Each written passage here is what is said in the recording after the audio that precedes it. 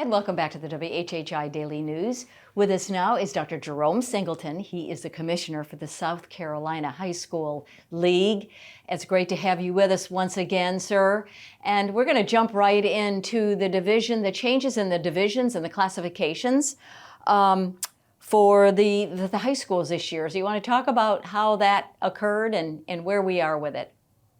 Well, we just did realignment last year to move forward this year with 2 years of reclassification realignment, and I thought it went well. We still have 5 classifications, but a little change this year is that we took 1 classification and created 2 divisions.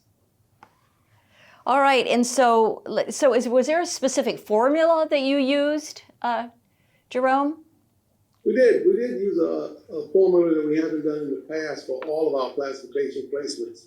Normally, we take the enrollments grade 9 through 11 from all of our member schools after the 45-day enrollment, and we divide them down into classification based on their enrollment size. Of course, the larger schools went a class, and as we got smaller and smaller, the classes was moved down.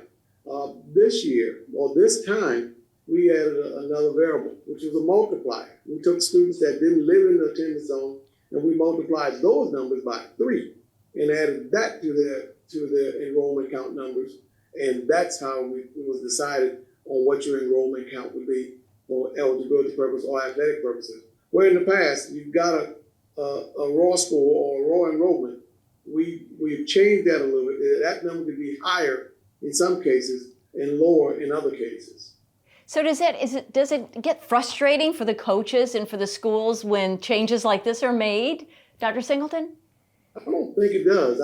We do it every 2 years, so it's a routine. They expect it. They know that it occurs every 2 years. The only schools that actually move are those that are at the very top in the class below them or those at the very bottom in the class above them. They could possibly change, but the majority of the schools, unless there's a big change in their growth or decline, they're normally in the same class. Okay, very good. Now I've got a question. Talk about the 2 divisions of 5A and how the state championships will be handled. Well, again, we will treat it just as we would any other state championship. But then this class, as I shared earlier, has 2 state championships in a lot of their sports. Not all of their sports, but in a lot of their sports, it's been divided into 2 divisions. So what happens is they take the top 27 or 28 schools and say, you will be in one division, and then the next 27 or 26 or 28 schools and say you're in a lower division. So while they'll play the regular season in the same class against each other, when we move to playoffs, the only format that changes is that we'll break it into 2 divisions based on their school size. All right, let's talk about venues for the 2024-25 state finals. Are they remaining the same or are there changes?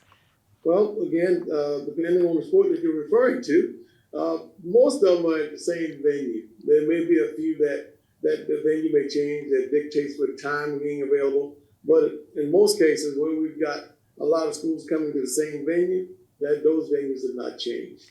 And basketball, looks like those venues are going to be pretty much the same this year? That's the hope. That's the plan that we have in place. Yes, ma'am. Okay. At the Florence Civic Center. All right, very good. Any other news you want to share with us, Commissioner?